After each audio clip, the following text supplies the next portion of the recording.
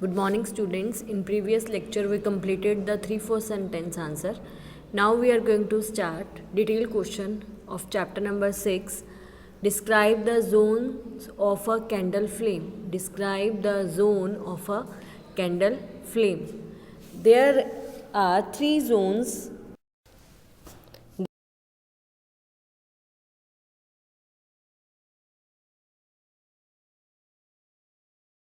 Zone समझाए थे, 3 zone थे. सबसे पहले है इनर मोस्ट जोन, फिर मिडल जोन, फिर आउटर मोस्ट जोन. राइट. जो इनर मोस्ट जोन है, जो ब्लैक पोर्शन होता है फ्लेम का surrounding the wick of the candle, जो कैंडल के आसपास जो ब्लैक कलर का पोर्शन है वो क्या है, मेरा इनर मोस्ट जोन है. It is black portion of the flame surrounding the wick of the candle. Here the carbon particles do not undergo any combustion. इसमें कोई कंबशन नहीं हो रहा अभी. Here the carbon particles do not undergo any combustion due to the absence oxygen. इसमें से कोई यहाँ पे क्या हो रहा है, कोई भी कंबशन नहीं हो रहा. एनी कंबशन, कोई भी कंबशन नहीं हो रहा due to the absence of oxygen. यहाँ पे ऑक्सीजन की एब्सेंस के कारण यहाँ पे कोई भी कंबशन नहीं हो रहा है. राइट. अब इसमें कंबशन तो हो ही नहीं रहा है. So it is the coldest of 3 zone as no combustion take place here. यहाँ पे कोई कंबशन नहीं हो रहा इसलिए कोल्डेस्ट है. सबसे तीनों जोन में से सबसे ज़्यादा कोल्डेस्ट जोन ये है. It is the coldest of 3 zones as no combustion take place here. यहाँ पे कोई भी कंबशन नहीं हो रहा है. It is the black portion of the flame surrounding the wick of the candle. Here the candle particles do not undergo any, carbon particles जो हैं do not undergo any combustion due to the absence oxygen. Oxygen के absence के कारण यहाँ पे कोई भी combustion नहीं हो रहा है. It is the coldest of 3 zones as no combustion take place here. इसलिए यहाँ पे कोल्डेस्ट जोन है ये.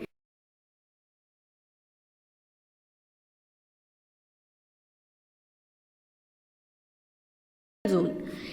इन this zone the candle flame is yellow in colour. जो कैंडल फ्लेम है वो कौन से कलर की हो जाती है, yellow in colour. It is the biggest zone of the candle flame. ये कैंडल फ्लेम का बिगेस्ट जोन है. ठीक है. इसमें जो फ्लेम है वो येलो कलर की हो जाती है. It is the biggest zone. It is the biggest zone of a candle flame. This zone does not get enough supply of oxygen and hence it undergo incomplete combustion. अब यहाँ पे जो oxygen की supply हो रही है पर enough नहीं है, जितनी होनी चाहिए उतनी नहीं है. सो इट अंडरगो, यहाँ पे इनकम्प्लीट कंबशन होता है. राइट. यहाँ पे जो कंबशन है वो इनकम्प्लीट है. वहाँ तो हो ही नहीं रहा था फर्स्ट में, तो इसमें इनकम्प्लीट है क्योंकि यहाँ पे जो ऑक्सीजन की सप्लाई है does not get enough. Right. So incomplete combustion के कारण due to which the particles of was burn with yellow flame. इसलिए जो पार्टिकल्स होते हैं जो बर्न हो रहे हैं, पार्टिकल्स बर्न हो रहे हैं वो क्या हो रहे हैं, येलो कलर में, येलो फ्लेम में बर्न हो रहे हैं. Right. The heat energy produce in this zone is less. Heat energy जो प्रोड्यूस हो रही है वो लेस है as comparative to outer most zone. जो हीट एनर्जी प्रोड्यूस हो रही है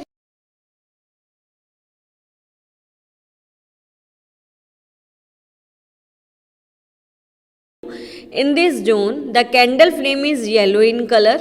It is the biggest zone of the candle flame. Right.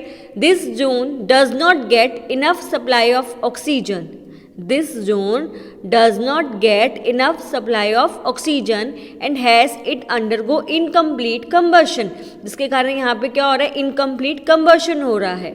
Due to which the particle of was burn with yellow flame. जिसके कारण incomplete combustion के कारण जो particles burn हो रहे हैं वो येलो फ्लेम में है. क्लियर. क्योंकि यहाँ पे फुली कंबशन नहीं है, पार्शियल कंबशन है यहाँ पे. Right. The heat energy produce in this zone is less as compare to outer most zone. Okay. Now third point is outer most zone. यहाँ पे फुल कंबशन होता है। The flame of the candle in this zone is blue in colour, being the outer most zone it receive oxygen in adequate amount and hence complete combustion take place here. Oxygen fully present है यहाँ पे और यहाँ पे complete combustion हो जाता है, right. Due to which the maximum heat is generated, जिसके कारण यहाँ पे क्या हो रहा है, मैक्सिमम हीट जनरेट होती है and this zone becomes the hottest zone in the whole flame. जो हॉटेस्ट जोन है, सबसे ज़्यादा हॉटेस्ट जोन क्या है, ये है ब्लू कलर का है। यहाँ पे फुली कंबशन होता है क्योंकि यहाँ पे एडुकेट अमाउंट में ऑक्सीजन प्रेजेंट है, राइट। सो यहाँ पे हॉटेस्ट जोन है, सबसे ज़्यादा कौन सा हॉटेस्ट जोन है, outer most zone is a very hottest zone, right. ये था मेरा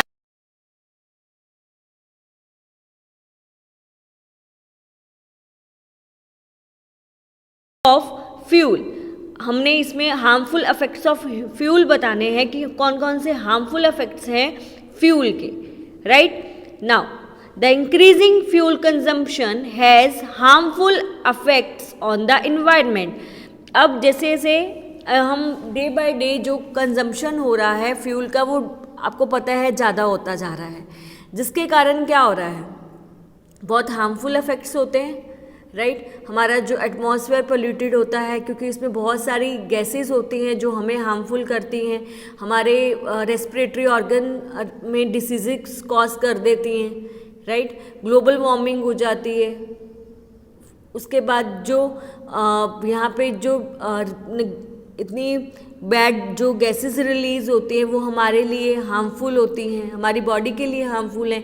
इवन जो बिल्डिंग्स बनाई हुई हैं उनके लिए हार्मफुल होती हैं, एनिमल्स के लिए हार्मफुल होती हैं, राइट। तो देखो, the increasing fuel consumption has harmful affects on the environment, right. सबसे पहले है carbon fuels release unburned carbon particles. Carbon जो फ्यूल्स होते हैं वो रिलीज करते हैं unburned carbon particles. These fine particles are dangerous pollutant causing respiratory diseases, जिसके कारण ये क्या कॉज करते हैं, रेस्पिरेटरी डिसीजेस को कॉज करते हैं, such as asthma. Clear. Now second point is incomplete combustion of this fuel produce carbon monodioxide, जिसके कारण इनकम्प्लीट कंबशन होता है इन फ्यूल्स का, तो जिसके कारण कार्बन मोनोऑक्साइड गैस को ये प्रोड्यूस करते हैं।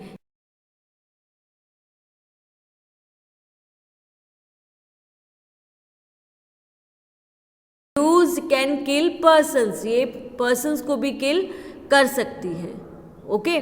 सो combustion of most fuels release carbon dioxide in the environment. जो कंबशन होता है मोस्ट फ्यूल्स का वो रिलीज करता है carbon dioxide in the environment. ये तो आपको पता है, मोस्ट फ्यूल के कंबशन से कार्बन डाइऑक्साइड भी रिलीज होती है, okay. So, increased concentration of carbon dioxide in the air is believed to cause global warming, जिसके कारण क्या हो जाता है, ग्लोबल वार्मिंग अफेक्ट करती है।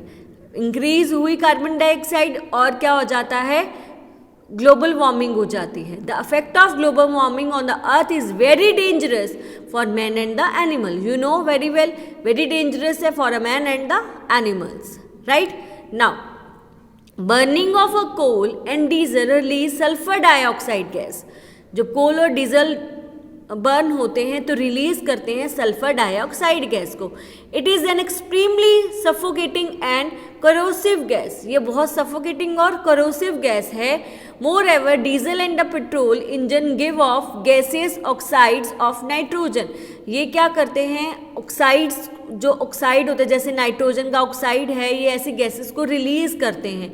और जो ये ऑक्साइड्स होते हैं ये वाटर के साथ मिलकर क्या बना देते हैं, एसिड फॉर्म कर देते हैं, ठीक है। क्योंकि जैसे सल्फर डाइऑक्साइड हो गए, ये इसके जो ऑक्साइड्स हैं, ठीक है, जैसे नाइट्रोजन ऑक्साइड हो गया, ये ऑक्साइड क्या हो जाते हैं, वाटर के साथ मिल जाते हैं और एसिड बना देते हैं, जिसके कारण हमारी क्रॉप, बिल्डिंग, सॉइल क्या हो जाती हैं, खराब हो जाती है।